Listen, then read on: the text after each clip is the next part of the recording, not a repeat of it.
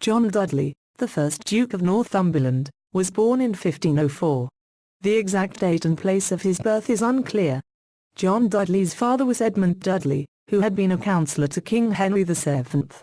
Edmund Dudley would be attainted and beheaded for high treason in 1510, when John was only 6 years old.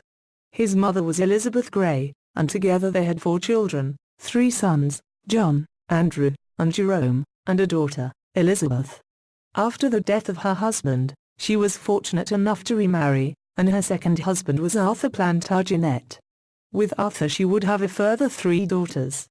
After the death of John's father, he would become the ward of Sir Edward Guildford, and it was into his household that John would go. He therefore grew up with his bride-to-be, Jane Guildford. Together with Jane he had 13 children. 2 years after his father's death, the attainder was withdrawn, and John was restored as his father's heir. John Dudley's education would have been one befitting his station. He would have been taught to read and write, mathematics and sciences would have been part of his lessons, as well as horsemanship and swordsmanship. At the age of 15 years, John Dudley travelled with his guardian, Sir Guildford, to the Parlour of Calais, where he served for the next few years.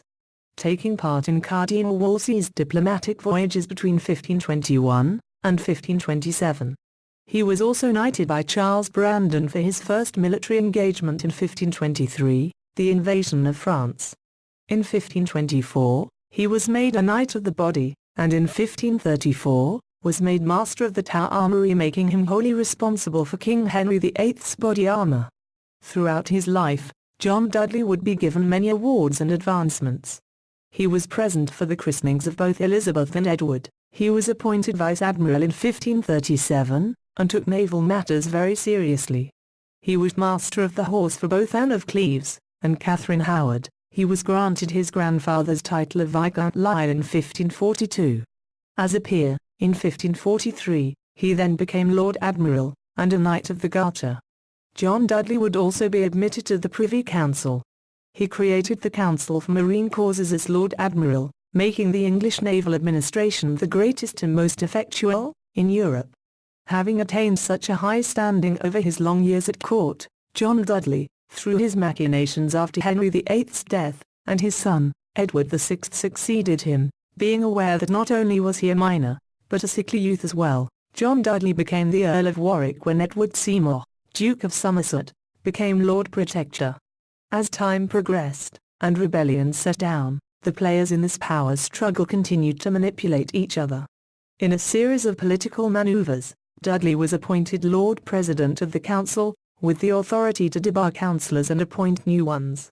Dudley would also have his sights set on the dukedom, which would be awarded to him on October 11, 1551, with Somerset's participation. He was appointed Duke of Northumberland.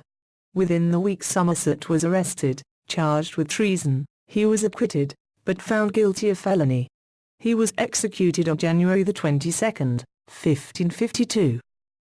As Somerset no longer presented a problem, Dudley was at liberty to place particular men into the roles most suited to Dudley's plans. By Henry VIII's own hand, his daughters could not inherit the throne should Edward die. That being the case, and in Dudley's defence, he supported the young king in his decision to have Lady Jane Grey become queen. This was the case, and after Edward's death, Jane was proclaimed queen.